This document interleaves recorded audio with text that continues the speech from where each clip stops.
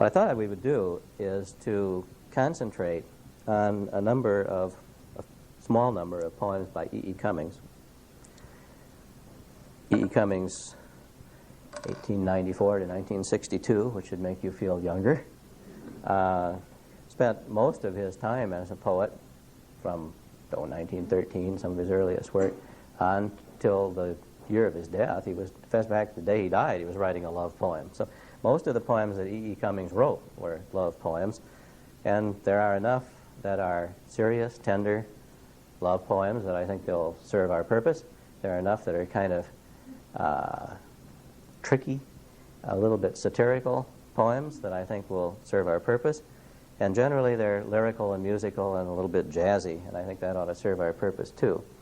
But I'd like to start off by giving you an E. Cummings poem which we can then use to set the scene for ourselves. Now this really isn't a love poem as such, but it sets the background against which the other poems happen. And this is typical of Cummings, doesn't have a title, none of them do. The titles of all these poems are the first line, and the first line of this one is, "Spring is like a perhaps hand." And what he does with this is to say that when spring gets here finally, and it'll get here pretty soon, folks, that it very carefully decorates the environment, more or less like somebody decorating the window of a store, and that we stand there and we look through and we watch that and we like it. So this is E. Cummings' poem here that help us change it to spring out there, all right? Spring is like a perhaps hand which comes carefully out of nowhere, arranging a window into which people look, while people stare, arranging and changing, placing carefully there a strange thing and a known thing here, and changing everything carefully. Spring is like a perhaps hand in a window, carefully to and fro, moving new and old things, while people stare, carefully moving a perhaps fraction of flower here, placing an inch of air there, and without breaking anything. So that's the background against which most of the Cummings poems take place. For Cummings, the world was a world of born, a world of becoming. He said that you and I, that is, you and I and he, can never be born too much. He draws an interesting distinction in one of these poems, which we'll read, between a world of born and a world of made. And he realizes that we occupy both worlds. You know, obviously we drive cars and live in houses and things like that. But at the same time, we want to be able to realize that we still do live in a world in which the seasons and the affirmations that come with a deeper sense of reality take place. And that's the consciousness out of which most of the love poems come. I want to read you a very short one, a very short little kind of jazzy poem. And it's short enough that I think I'll read it first, say a word about it, and then we'll go back and read it again to put it back together. I'd like to have you just sort of listen to the sound of this one. It's called "Yes is a Pleasant Country," and typical of the sort of thing that Cummings does with different parts of speech. Here he's taking the word yes and the word if and the word we're, as in we are. I guess I just read it once now that I've pontificated about it. And he uses those throughout the poem as if they were self-standing in the syntax of things. Pretty interesting. Very short little poem. A nice poem written from one person to another person. Another thing that's typical of the love poem. And another thing that's typical perhaps of a good Valentine. It's why you don't like to buy a Valentine and read the message and say, oh, I like the card, but I can't send the message. And so what you wind up doing is buying the one without any message. And then if you're shrewd, you go to your copy of 100 Poems by E. Cummings, you Xerox this one, you stick it in there, you send it off. You're putting the E. Cummings underneath of it, of course, but if you care enough to send, if you care enough, try it. You know, it's not a bad idea. So this one is called "Yes is a Pleasant Country," and it's a poem from a person to another person, and we look on and enjoy.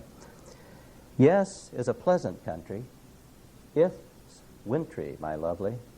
Let's open the year. Both is the very weather, not either, my treasure. when violets appear. Love is a deeper season than reason, my sweet one, and April's where we're. Isn't that nice? Pleasant. Well, if it's true that there is the gentle, careful, lovely kind of delicate relationship, which we'll encounter in a few other poems here too, in Cummings' love poetry, it's also true, I think, that there is an awareness, a satirical awareness on Cummings' part, of the fact that there are other kinds of relationships which don't get at that sensitivity and which, as a result, are mildly irritating to him as a poet. And I think because he's a poet and because he's a satirist, one of the things he's trying to do is to sort of jibe people a little bit, to say, you know, notice these things. Try to be a little more sensitive, a little less mechanical. And this is a really fun little poem, and it's kind of a nasty little poem, really. This is about the wedding cake thing that you see with the little bride and groom on the top, and then okay. And it again, with the first line, is called This Little Bride and Groom, and sounds something like this. These are all kind of jazzy. They, Cummings had a way of setting a poem up on the page, which makes it pretty easy for you to see how the words fall together and where the emphasis comes. And that's nowhere more obvious than in some of his poems like Buffalo Bill's Defunct and In Just Spring and so on, when he talks about the world being mud luscious and so on, and he spreads the words on down there. There's a jazz rhythm that is characteristic of an awful lot of American writing of the 1920s and 1930s in this. And I think it's in this poem too. This little bride and groom are standing in a kind of crown. He dressed in black candy, she veiled with candy white, carrying a bouquet of pretend flowers. This candy crown, with this candy little bride and little groom in it, kind of stands on a thin ring, which stands on a much less thin, very much more bigger and kinder of ring, and which kinder of stands on a much more than very much biggest and thickest and kindest of ring, and all 1, 2, 3 rings are cake, and everything is protected by cellophane against anything, because nothing really exists.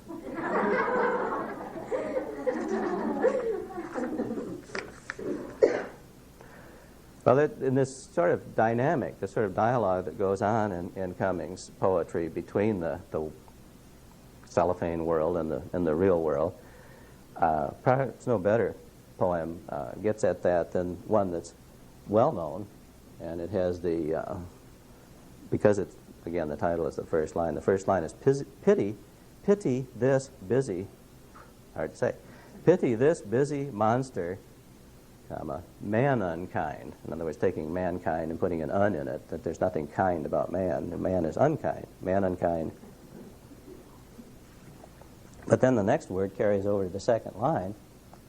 Pity this busy monster, man unkind. Not. In other words, don't pity him, okay? And it has to do with progress and so on. Well, I'll read it to you and see what you think. And then we maybe comment a little bit on the last line, which is kind of fun. The whole thing is kind of fun. Pity this busy monster, man unkind, not. Progress is a comfortable disease. Your victim, death and life, safely beyond, plays with the bigness of his littleness. Electrons deify one razor blade into a mountain range. Lenses extend unwish through curving whirlwind, till unwish returns on its unself. A world of made is not a world of born. Pity poor flesh and trees, poor stars and stones, but never this fine specimen of hyper-magical ultra-omnipotence. We doctors know a hopeless case if, listen, there's a hell of a good universe next door. Let's go. Well, tying this to the love poems seems a little difficult, but not really. The reason I put it in is that our first interpretation of that poem almost always is that we'll go out to we'll go to Mars or the moon or someplace, and we'll start all over again, and we'll do it right this time. We'll do it all with cellophane. We won't screw it up. But that's not really, I don't think, what fits into, if you read enough of Cummings' stuff, the next door, the hell of a good universe next door, is simply the world of Born. It's the world that's right outside that wall. It's the world well, here he says, of trees and stars and stones and flesh and trees and things like that. So it's no further to go there, and yet it's no closer, unfortunately, to make that decision than it would be to go to the moon or Mars or any place else. So it's kind of fun, interesting little dialogue taking place. That dialogue somehow or other tells us a great deal about how Cummings feels or felt about the sensitivity of the relationship among people who can get into the natural world and relate to each other in the natural world. Many of these poems are from a volume of his called 1 times 1, 1x1, 1 times 1. And of course, if you think about it even for just a split second, you realize that 1 plus 1 equals 2, and 1 times 1 equals 1. It's still 1, it's a different 1. This 1 times this 1 equals this 1, but it's still 1. It's a wholeness. It's a unity. It's not. It's a relationship between two people that doesn't imply two different people holding hands and making two, but two people becoming literally one for purposes of the metaphor. This is kind of a fun poem too, because it again takes this dichotomy almost between the poetic view and the not so poetic view and puts them together. This is a love poem, war poem, satirical poem, and then we'll get to some of the more serious ones. I think you might enjoy this one. This is a First World War poem. Cummings had a fair amount of experience in the First World War. This is called My Sweet Old Etc. Aunt Lucy, and some of you may know this one. Now this, of course, isn't Cummings talking. This is a character talking here. My sweet old etc. Aunt Lucy during the recent war could, and what is more, did tell you just what everybody was fighting for. My sister Isabel created hundreds and hundreds of socks, not to mention shirts, flea-proof ear-warmers, etc., wristers, etc. My mother hoped that I would die, etc., bravely, of course. My father used to become hoarse, talking about how it was a privilege, and if only he could. Meanwhile, myself, etc., lay quietly in the deep mud, etc., dreaming, etc., of your smile, eyes, knees, and of your etc.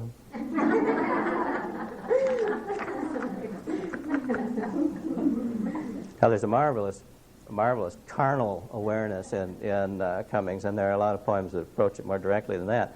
But one of the poems that is fun there too, that illustrates another thing that Cummings does so consistently throughout his poetry, is to try to capture the excitement of that first meeting, the first coming together of romance, the thing that we think of when we think of Valentine's Day, I guess.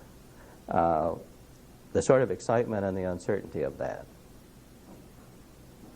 Well, this is an interesting little poem called Since Feeling is First, and interesting. See what you think of this one. Since feeling is first, who pays any attention to the syntax of things will never wholly kiss you. Wholly to be a fool, while spring is in the world, my blood approves, and kisses are a better fate than wisdom, lady, I swear, by all flowers. Don't cry. The best gesture of my brain is less than your eyelids flutter, which says we are for each other. Then laugh, leaning back in my arms, for life is not a paragraph, and death, I think, is no parenthesis.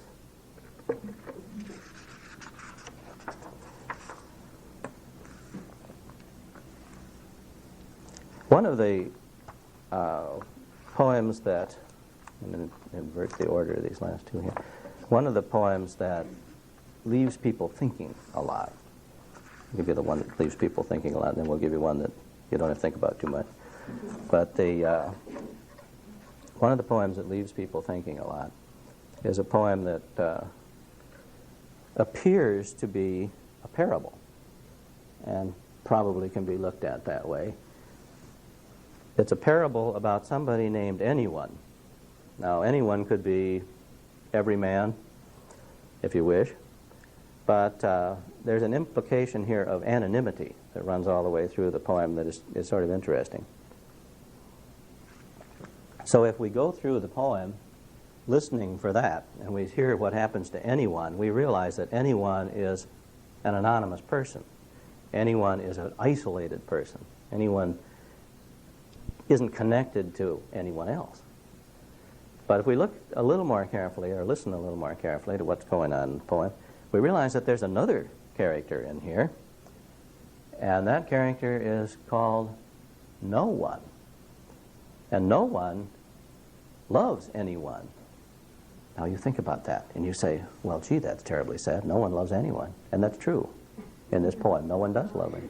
But on the other hand, if someone named Anyone is in love with and loved by someone named No One, then you get an even greater complexity and irony. This is fun, but it's also ambiguous, that what is very tender and close among these people is not at all important to anybody else. They're called someones. And it's very interesting, and it's a real nice jazzy poem. I don't want to I've mentioned jazz a couple of times. One of the clearest insights I ever had into that came, I don't know, some years ago. I remember reading an interview with Dave Brubeck, jazz great. And the interviewer asked Dave Brubeck, expecting him to say, Thelonious Monk and so on. Asked him, what have been the major influences on your style, on your jazz, your music? And he said, the two major influences have been Bach and E.E. Cummings. Isn't that interesting? Mm-hmm. So this is kind of a little minuet-like thing too, and I'll just read it for you the way I kind of think it ought to sound. Not sure. Anyone lived in a pretty how town. He also mixes these words up. He gets emphasis by putting the word in the wrong place. Instead of saying how anyone lived in a pretty town, it's anyone lived in a pretty how town. Okay. Anyone lived in a pretty how town, with up so floating many bells down. Spring, summer, autumn, winter. He sang his didn't, he danced his did. Women and men, both little and small, cared for anyone, not at all. They sowed their isn't, they reaped their same. Sun, moon, stars, rain. Children guessed, but only a few. And down they forgot, as up they grew. Autumn, winter, spring, summer. That no one loved him more by more. When by now and tree by leaf she laughed his joy, she cried his grief, bird by snow and stir by still, anyone's any was all to her. Someone's married their everyone's, laughed their cryings and did their dance, sleep, wake, hope, and then they said their nevers and slept their dream. Stars, rain, sun, moon. And only the snow can begin to explain how children are apt to forget, to remember, with up so floating many bells down. One day anyone died, I guess, and no one stooped to kiss his face. Busy folk buried them side by side, little by little, and was by was, all by all, and deep by deep, and more by more they dream their sleep. No one and anyone, earth by April, wish by spirit, and if by yes. Women and men, both dong and ding, summer, autumn, winter, spring, reaped their sowing and went their came. Sun, moon, stars, rain. Interesting. Well, the great love poem of Cummings, and I think by pretty much anyone's agreement, is the kind of thing that you would love to have gotten on Valentine's Day, I think. And Cummings would like to have had you see it, but he probably wouldn't have written it to any of us. Almost all of the poems that he wrote were written to somebody in particular, and then we get the pleasure of looking on. And this one is probably the most mature, I think, of all of the love poems of his. And it's been one of my favorite poems of all types for many, many years. And for those of you who know it, you'll enjoy hearing it again, I hope. Hearing Cummings' voice in there, carried to you more or less. And for those of you who haven't heard it, you might enjoy listening to it again or reading it out loud yourself. All these poems in the presentation of E.E. Cummings' Valentine to you today are out of a volume called 100 Selected Poems, published by Grove Press. It's been in print, I think, ever since the 1950s. I saw a brand new copy in Conkeys the other day, but I didn't buy it because I figured if I buy it, then somebody else can't have it. So as long as I'm still getting along with my old beaten up one, that's fine. So at least one pristine copy is still there. This one is called Somewhere I Have Never Traveled, and is probably one of the most delicate love poems in our language. Somewhere I have never traveled, gladly beyond any experience, your eyes have their silence. In your most frail gesture are things which enclose me, or which I cannot touch, because they are too near. Your slightest look easily will unclose me, though I have closed myself as fingers. You open always, petal by petal, myself, as spring opens, touching skillfully, mysteriously, her first rose. Or if your wish be to close me, I and my life will shut very beautifully, suddenly, as when the heart of this flower imagines the snow carefully everywhere descending. Nothing which we are to perceive in this world equals the power of your intense fragility, whose texture compels me with the color of its countries, rendering death and forever with each breathing. I do not know what it is about you that closes and opens. Only something in me understands the voice of your eyes is deeper than all roses. Nobody, not even the rain, has such small hands. Happy Valentine's Day.